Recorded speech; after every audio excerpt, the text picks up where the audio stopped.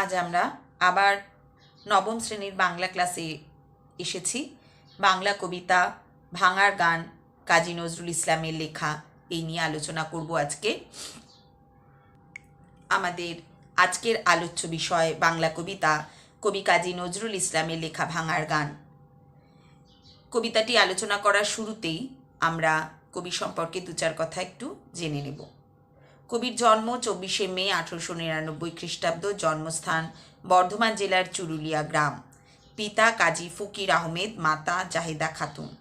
প্রথম জীবনে 1917 থেকে 1920 খ্রিস্টাব্দ পর্যন্ত তিনি সেনাবাহিনীতে ছিলেন। আমরা এই প্রথিতযশা সাহিত্যিককে কবি হিসেবে, গল্প রচয়িতা হিসেবে এবং ঔপন্যাসিক হিসেবে পাই, তবে তাকে আমরা কবি হিসেবে, বলা বাহুল্য বিদ্রোহী কবি হিসেবেই বেশি চিনি। তার উল্লেখযোগ্য কয়েকটি কাব্যগ্রন্থ হল অগ্নিবীণা, দোলন চাপা, বিষের বাঁশি, ভাঙার গান, প্রলয় শিখা, সাম্যবাদী, সর্বহারা, ফণী মনসা, সিন্ধু হিন্দোল, ঝিঙে ফুল, জিঞ্জির, সন্ধ্যা প্রভৃতি। তার কয়েকটি গল্প সংকলন গ্রন্থের নাম ব্যথার দান, রিক্তের বেদনা, শিউলিমালা। উপন্যাস বাঁধনহারা, কুহেলিকা, মৃত্যুক্ষুধা। কাজী নজরুল ইসলামের জীবনাবসান ঘটে 1976 খ্রিস্টাব্দের 29শে আগস্ট। ইতিপূর্বে 1972 সালে বঙ্গবন্ধু মুজিবুর রহমান কবিকে বাংলাদেশে নিয়ে যান। এরপর 1976 খ্রিস্টাব্দে তিনি পরলোক গমন করেন। ভাঙার গান কাব্যগ্রন্থটি প্রথম, ভাঙার গান যে মূল কাব্যগ্রন্থ, তার প্রথম রচনাই হচ্ছে এই কবিতাটি ভাঙার গান এর নাম। 1924 সালে সেটি প্রকাশিত হয়েছিল। এবার আমরা মূল কবিতাটিতে আসি। ভাঙার গান কাজী নজরুল ইসলাম। মূল কাব্যগ্রন্থটিরও নাম ভাঙার গান। ভাঙার গান কাব্যগ্রন্থের প্রথম কবিতা এটি। ভাঙার গান কাব্যগ্রন্থটিকে কাজী নজরুল ইসলাম উৎসর্গ করেছিলেন মেদিনীপুরবাসীর উদ্দেশ্যে, কারণ স্বাধীনতা সংগ্রামে মেদিনীপুরবাসী গুরুত্বপূর্ণ ভূমিকা নিয়েছিল, সেই কারণে। এবার আমরা মূল কবিতায় আসি। কারারই লৌহ কপাট, ভেঙে ফেল কররে লোপাট, রক্ত জমাট শিকল পূজার পাষাণ বেদী। দেখো, শৃঙ্খলিত বিপ্লবীদের জমাট রক্ত লেগে থাকা কারাগারকে কবি এখানে পাষাণ বেদী, দেশমাতৃকার পূজার পাষাণ বেদী বলে মনে করেছেন। সেখানে শহীদের রক্ত জমাট হয়ে লেগে আছে। ওরেও তরুণ ঈশান, বাজা তোর প্রলয় বিষান। ঈশান কথাটির অর্থ হচ্ছে ধ্বংস ও সৃষ্টির দেবতা শিব। ওরেও তরুণ ঈশান, এখানে তরুণ বিপ্লবীদের কথা এখানে তিনি বলছেন, যাদেরকে তিনি আহ্বান করছেন। বাজাতোর প্রলয় বিষান, বিষান কথাটির অর্থ হচ্ছে শিঙা। শিঙা হচ্ছে যুদ্ধ ঘোষণা করার জন্য প্রাচীনকালে বাজানো হতো। এখানে কবি শিঙা ফুঁকে ইংরেজদের বিরুদ্ধে তরুণ বিপ্লবীদের যুদ্ধ ঘোষণা করতে বলছেন। ধ্বংস নিশান উঁচু উড়ুক প্রাচীর, প্রাচীর ভেদী। এখানে দুবার প্রাচীর কথাটি এসছে। প্রাচীর প্রথমটা অর্থ হচ্ছে প্রাচী, অর্থাৎ প্রাচ্য দেশ, এর প্রাচীর, দেওয়াল ভেদ করে। ইংরেজ শাসনের বিনাশ করবার জন্য তিনি এই তরুণ বিপ্লবীদের যুদ্ধ ঘোষণা করতে বলছেন। কারাগারের প্রাচীর ভেদ করে ধ্বংসের পতাকা উড়ুক, এ কবির কামনা। ধ্বংসের নিশান ওড়াবার জন্য, ইংরেজদের শাসন ধ্বংস করবার জন্য তিনি তরুণ বিপ্লবীদের উৎসাহ দিচ্ছেন। গাজনের বাজনা বাজা, কে মালিক কে সে রাজা, কে দেয় সাজা, মুক্ত স্বাধীন সত্য কেড়ে।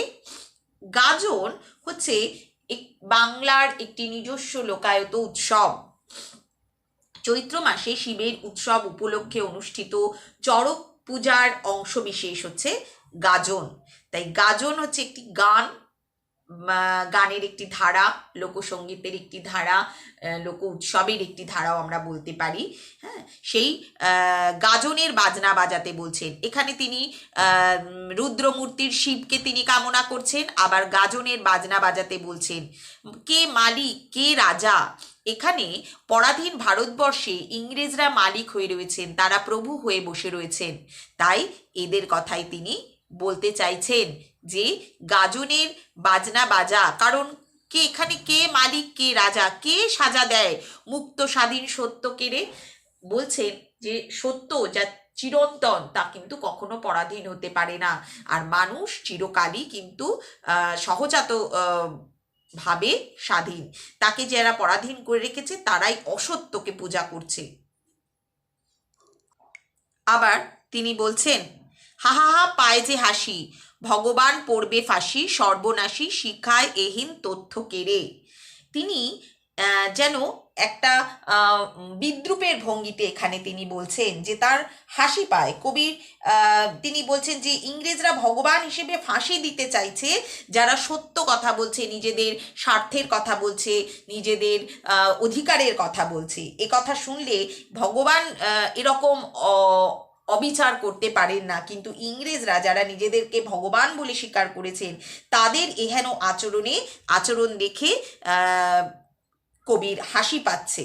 কারণ ভগবান অমর, স্বাধীনতা সংগ্রামীরাও কিন্তু এখানে মৃত্যুঞ্জয়ী, তাদের ফাঁসি দিয়েও কখনো কিন্তু বেঁধে রাখা যায় না। সত্য হলো মুক্ত, স্বাধীন, তাকে কেউ কখনো শাস্তি দিতে পারে না। ইংরেজরা ভগবানকে ফাঁসি দিতে চায়, নিজেরাই ভগবান সাজতে চায়, এমন খবরে কবির হাসি পায়। কারণ ভগবান অমর, এখানে নিজেদের ক্ষমতা বলে ইংরেজরা নিজেদেরকে ভগবানের মতুল্য মনে করলেও আসল ভগবান অমর কিন্তু এই তরুণ বিপ্লবী, ফাঁসির দণ্ডে দণ্ডিত বিপ্লবীরা। পরের অংশে দেখি, ওরে ও পাগলা ভোলা, দেরে দে প্রলয় দোলা, গারদগুলা জোরসে ধরে হ্যাঁচকা টানে। এখানে পাগলা ভোলা, ভোলা অর্থাৎ ভোলানাথ, দেবাদিদেব মহাদেব শিবকে বোঝাচ্ছেন। পাগলা অর্থাৎ তিনি স্বার্থ বিসর্জন করে, তিনি কিন্তু আত্মসুখ বিসর্জন করেছেন যিনি, সেই অর্থে কিন্তু তাকে ভোলানাথ আমরা বলি। তিনি নিজের কোনো স্বার্থের কথা তিনি কখনো চিন্তা করেননি। এখানে আমরা ভোলানাথের কথা এখানে কবি বলছেন, তরুণ বিপ্লবীদের কথা যারা নিজেদের স্বার্থ সুখ বিসর্জন করে দেশের স্বাধীনতার জন্য ঝাঁপিয়ে পড়েছে। বলছেন এই গারদগুলাকে ধ্বংসের দোলা দিই, প্রলয় দোলা, ধ্বংসের দোলা দিই, যাতে করে হ্যাঁচকা টানে সেগুলোকে ভেঙে ফেলা যায়। মার হাঁক হৈদরি হাঁক, কাঁধে নিয়ে দুন্দুভি ঢাক। হৈদরি হাঁক, জোরে হাঁক পাড়তে বলছেন যাতে অত্যাচারী ইংরেজ শাসকের হাড় হিম হয়ে যায়। হ্যাঁ, এখানে তিনি এই যে হৈদরি হাঁক বলছেন, হজরত মোহাম্মদের খুড়তুতো ভাই তথা জামাতা হজরত আলীকে হায়দার বলা হতো। তার পুরো নাম ছিল আলী বেন আবু তালিব। তার জীবৎকাল ছিল 600 থেকে 661 খ্রিস্টাব্দ। তিনি ছিলেন চতুর্থ খলিফা। তিনি প্রচণ্ড জোরে হাঁক দিতে পারতেন। কথিত আছে যুদ্ধক্ষেত্রে তার হাঁক শুনে শত্রুপক্ষের রক্ত হিম হয়ে যেত। এই ধরনের রক্ত হিম করা বলিষ্ঠ হাঁককেই এখানে হৈদরি হাঁক বলা হয়েছে। তরুণ বিপ্লবীদের তিনি বলছেন এইরকম হৈদরি হাঁক পাড়তে, যাতে ইংরেজের রক্ত হিম হয়ে যায়, হাড় হিম হয়ে যায়। দুন্দুভি, এখানে যুদ্ধের বাজনা। দুন্দুভি ঢাক, রণবাদ্য নিতে বলছেন, যুদ্ধে অবতীর্ণ হতে বলছেন। ডাক ওরে ডাক, মৃত্যুকে ডাক জীবন পানে, মৃত্যুকে বরণ করে নে। কারণ প্রবলের বিরুদ্ধে যুদ্ধ করতে গেলে প্রাণ বিসর্জন দিতেই হবে, তাই জন্য তিনি মৃত্যুকে ডাক জীবন পানে এ কথা বলছেন। নাচ ওই কালবৈশাখী, কাটাবি কালবৈশাখী। এখানে দুটো কালবৈশাখী এবং কালবৈশাখী এই দুটো শব্দের দিয়ে তিনি কিন্তু একটা বিশেষ একটা জমকের সৃষ্টি করলেন, একটা আকর্ষণের সৃষ্টি করলেন যে কালবৈশাখী এসেছে, মানে প্রলয় নাচন এখানে এসেছে, প্রলয়ে ঝড় এসেছে, আন্দোলনের প্রবল আঘাত এসেছে। এই সময়ও কি বসে বসে সময় নষ্ট করার দিন আছে? দেরে দেখি ভীম কারার ওই ভিত্তি নারী। ভীম অর্থাৎ এখানে মহাভারতের তৃতীয় মধ্যম পাণ্ডবের কথা এখানে বলা হচ্ছে, দ্বিতীয় পাণ্ডবের কথা বলা হচ্ছে, কিন্তু ভীম অর্থাৎ ভয়ঙ্কর, ভীষণ, কারাগারের ভিত্তি নাড়িয়ে দেওয়ার কথা এখানে বলছেন। লাথিমার ভাঙড়ে তালা, যত সব বন্দিশালায় আগুন জ্বালা, আগুন জ্বালা ফেল উপারি। বলছেন এই বন্দি শালা অর্থাৎ কারাগারের সমস্ত ভিত্তি নাড়িয়ে দাও, আগুন জ্বালিয়ে দাও, উপড়ে ফেলো। তাহলে এইগুলো করবে কারা? তরুণ বিপ্লবীরা, তরুণ ঈশান যারা, মহাদেব ভোলানাথের প্রতীক যারা, তারা করবে। তাই এই রকম একটি ভয়ঙ্কর আক্রমণের, ভয়ঙ্কর বৈপ্লবিক আন্দোলনের কথা তিনি কামনা করছেন। কয়েকটা ইম্পর্টেন্ট লাইন দেখি। কারার ওই লৌহ কপাট ভেঙে ফেল কর রে লোপাট। অত্যাচারী ইংরেজ শাসক দেশপ্রেমী স্বাধীনতা সংগ্রামীদের কারাগারে আটকে রেখেছে। সেই সমস্ত কারাগারের লৌহ কপাটকে ভেঙে ফেলার আহ্বান জানিয়েছেন তরুণ ঈশানদের। ওরে ও তরুণ ঈশান, বাজা তোর প্রলয় বিষান, ধ্বংস নিশান উরূপ প্রাচীর প্রাচীর ভেদি। হ্যাঁ, তো এখানে তরুণ ঈশান বলতে তরুণ বিপ্লবীদের কথা বলেছেন, তাদেরকে প্রলয় বিষান বাজাতে বলেছেন তিনি, প্রলয়ের শিঙা ফুঁকতে বলেছেন, ধ্বংস নিশান উড়াতে বলেছেন, প্রাচ্য দেশের প্রাচীর ভেদ করে ইংরেজ শাসনকে ভগ্ন করে গাজনের বাজনা বাজাতে বলেছেন। গাজনের বাজনা বাজা, এটাও খুব ইম্পর্টেন্ট একটি লাইন। কেউ মালিক কেউ রাজা নয়, কে তাকে সাজা দিতে পারে? কারণ ভগবানের যেমন অমর, এই স্বাধীনতা সংগ্রামীরাও কিন্তু তেমনি অমর। ভগবান হা হা পায় যে হাসি, ভগবান পড়বে ফাঁসি। এটা তিনি বলছেন যে ফাঁসিতে কোনো মানুষের ব্যক্তি প্রাণকে স্তব্ধ করে দেওয়া যায়, কিন্তু তাদের যে মূল উদ্দেশ্য, তাদের যে মূল স্বার্থ বা দেশ মুক্তির যে ব্রত, তাকে কখনোই দমন করা যায় না। এটা একটা ভুল তথ্য। এই ভুল তত্ত্বেই ইংরেজ সরকার চলছে, যে ফাঁসি দিয়ে তারা দমন করতে চেয়েছে স্বাধীনতা আন্দোলনকে। এটা কখনোই সম্ভব হয় না। শিখায় হে এহীন তথ্য কেড়ে, এটা হীন তথ্য, ভুল তথ্য। তাহলে কারার ওই লৌহ কপাট ভেঙে ফেল কর রে লোপাট, এটা ইম্পর্টেন্ট। ওরে ও তরুণ ঈশান, বাজা তোর প্রলয় বিষান, ধ্বংস নিশান উরূপ প্রাচীর প্রাচীর ভেদি, গাজনের বাজনা বাজা, এটাও, এই লাইনগুলো সবই ইম্পর্টেন্ট। কে মালিক কে সে রাজা, এগুলো প্রত্যেকটা লাইন তুলেই কিন্তু প্রশ্ন আসতে পারে। হা হা হা পায় যে হাসি, ভগবান পড়বে ফাঁসি, কেন বলছেন? ওরে ও পাগলা ভোলা দে রে দে প্রলয় দোলা। পাগলা ভোলা বলতে এখানে ওই তরুণ ঈশান, তরুণ বিপ্লবীদেরকে বলছেন, যাতে করে এমন কোনো ভয়ঙ্কর আন্দোলনে নামতে বলছেন, যাতে করে তাদের এই যে আন্দোলন, সেটা আন্দোলনের দ্বারা এই গারদগুলো ভেঙে যায়, ইংরেজের যে গড়, যে অত্যাচারের দুর্গ, সেটা ভেঙে যেতে পারে। এটাও খুব ইম্পর্টেন্ট লাইন। মার হাঁক হৈদরি হাঁক, কেন বলছেন হৈদরি হাঁক বলতে কি, আমি একটু আগেই আলোচনা করেছি। আর নাচে ওই কাল বসে কি, কাটাবি কাল বসে কি, যারা ঠিক সেভাবে ঝাঁপিয়ে পড়েনি স্বাধীনতা আন্দোলনে, তাদের উদ্দেশ্যে কবির এই উক্তি। দেরে দেখি ভীম কারার ওই ভিত্তি নারী, লাথিমার ভাঙড়ে তালা, যত সব বন্দিশালায় আগুন জ্বালা ফেল উপারি। কবির কামনা যে এই বন্দিশালার সমস্ত বন্ধনকে যেন তারা ঘুচিয়ে দিতে পারে। তাহলে আমরা কাজী নজরুল ইসলামের ভাঙার গান এইখানেই আলোচনা শেষ করলাম। এবার আমরা নির্মিতি অংশ থেকে আরেকটি বিষয়ে আলোচনা করব, সেটি হচ্ছে প্রবন্ধ রচনা, যেটাকে আমরা চলতি কথায় রচনা লেখা বলি। সেটা কিভাবে লিখতে হবে বা কী রকম বিষয় নিয়ে লিখতে হবে, সেটা আমরা আজকে আলোচনা করব। এই যে প্রবন্ধ রচনা, প্রথমে প্রবন্ধ শব্দটিকে আমরা যদি ভাঙি বা অর্থ যদি আমরা দেখতে চাই, তার মানে হচ্ছে প্রকৃষ্ট রূপে বন্ধন। তার মানে হচ্ছে ভাবের সঙ্গে ভাষার, প্রকাশভঙ্গির সঙ্গে ভাবের সঙ্গে ভাষার একটা প্রবল যে বন্ধন, এবং তার ফলে যে মূল বিষয়টি উপস্থাপিত করা হয়, সেই বিষয়কে বলা হয় প্রবন্ধ। প্রবন্ধ হচ্ছে মূলত দু রকমের হতে পারে, একটা হচ্ছে বস্তুনিষ্ঠ প্রবন্ধ, আর একটা হচ্ছে আত্মগত বা ভাবনিষ্ঠ প্রবন্ধ।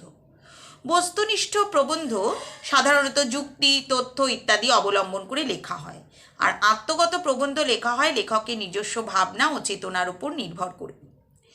যেমন মনে করো, বস্তুনিষ্ঠ প্রবন্ধ হচ্ছে পর্যটন শিল্পে পশ্চিমবঙ্গ, বিজ্ঞান ও বিজ্ঞানী, এই ধরনের। আত্মগত বা ভাবনিষ্ঠ প্রবন্ধ যেমন তোমার কোনো অভিজ্ঞতার কথা, একটি ভ্রমণের অভিজ্ঞতা, তোমার কোনো প্রিয় বিষয়, আমার প্রিয় খেলা ইত্যাদি। এই যে ধরনের প্রবন্ধগুলো আমরা লিখতে শিখছি স্কুলে, সেই ধরনের প্রবন্ধ যেটাকে আমরা রচনা লেখা বা প্রবন্ধ রচনা বলি, সেটা কিন্তু নানা রকম হতে পারে। একটা হচ্ছে বর্ণনামূলক হতে পারে, কাহিনীমূলক, যুক্তিমূলক, নানা রকম হতে পারে। কিন্তু এই যে প্রবন্ধগুলো লিখতে হবে, সেটা কিভাবে আমরা লিখব, কি কি বিষয়ের দিকে আমরা মাথায় রাখবো, খেয়াল রাখবো, সেগুলো নিয়ে আমরা এবার একটু আলোচনা করব।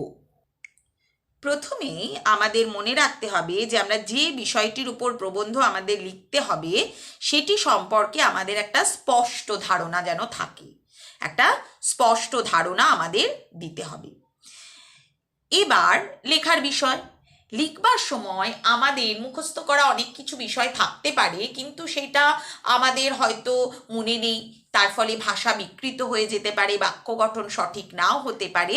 সেই জন্য যথাসম্ভব চেষ্টা করতে হবে নিজের ভাষায়, সহজ সাবলীল ভাষায় যেন সেটা লেখা হয়। তাহলে বিষয়টির স্পষ্ট ধারণা থাকতে হবে, আর ভাষা হতে হবে সহজ সাবলীল।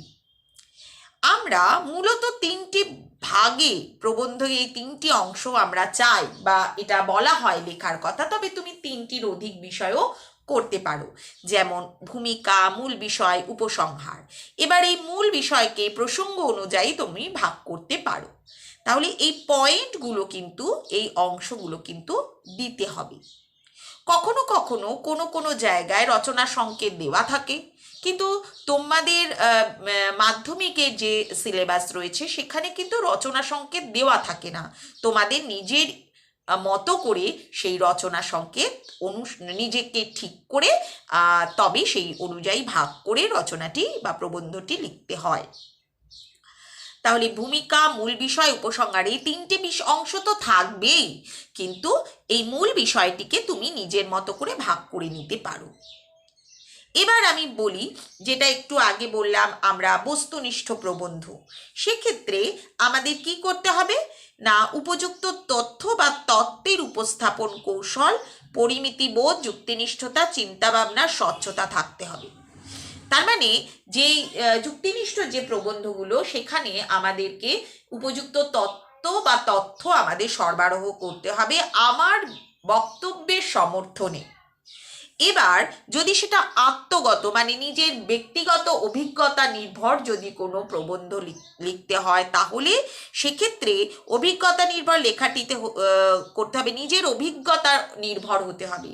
মানে অন্যের কথা সেখানে বলা চলবে না, আমার ব্যক্তিগত অভিজ্ঞতা কীরকম ছিল, সেই ব্যক্তিগত অভিজ্ঞতা নির্ভর করেই তবেই রচনাটি লিখতে হবে। তাতে লেখাটি অনেক বেশি প্রাণবন্ত হয়ে উঠবে। আবার পরবর্তী ক্ষেত্রে আমরা লেখার ক্ষেত্রে আমরা দেখব যে আমাদের বানানের দিকে খেয়াল রাখতে হবে, বাক্য গঠনের দিকে খেয়াল রাখতে হবে, বিরাম চিহ্ন মানে জ্যোতি চিহ্ন, কমা, দাড়ি, কমা ইত্যাদি এইসব ব্যাপারগুলো দিকে খেয়াল রাখতে হবে। ছোট ছোট নির্ভুল বাক্যে নিজের বক্তব্যকে উপস্থাপিত করতে হবে। অনেক বেশি বড় জটিল আলংকারিক বাক্য ব্যবহার করার চেয়ে নিজের মতো করে সহজ সরল ভাষায় ছোট ছোট বাক্যে যদি আমরা রচনাটি লিখতে পারি, তাহলে রচনাটি অনেক বেশি সহজ সরল প্রাণবন্ত এবং সাবলীল হয়ে উঠতে পারবে। এবার দেখি প্রবন্ধের প্রয়োজনে বক্তব্যকে বক্তব্যের মধ্যে প্রাসঙ্গিক সংক্ষিপ্ত কোনো উদ্ধৃতি ব্যবহার করা যেতে পারে। এবার মনে করো যে উক্তিটি তোমার, যদি তুমি সেক্ষেত্রে উদ্ধৃতি চিহ্ন ব্যবহার করে উদ্ধৃতিটি লেখো, তাহলে উদ্ধৃতিটি কোট আনকোট সঠিক হতে হবে। এবং যদি তুমি মনে করো কিছু অংশ ভুলে গেছো, তাহলে উদ্ধৃতি চিহ্ন ব্যবহার না করে উদ্ধৃতিটি নিজের মতো করে নিজের ভাষায়ও লেখা যেতে পারে। পশ্চিমবঙ্গ মধ্যশিক্ষা পর্ষদের নির্দেশ অনুসারে প্রতিটি প্রবন্ধের জন্য বরাদ্দ শব্দ সীমা হচ্ছে 300টি, কম বেশি 300টি। এর মধ্যে প্রত্যেকটি ক্ষেত্রেই আমরা বলি যে 10% শিথিলতা আছে, মানে কিছুটা বেশি কিছুটা কম হতে পারে।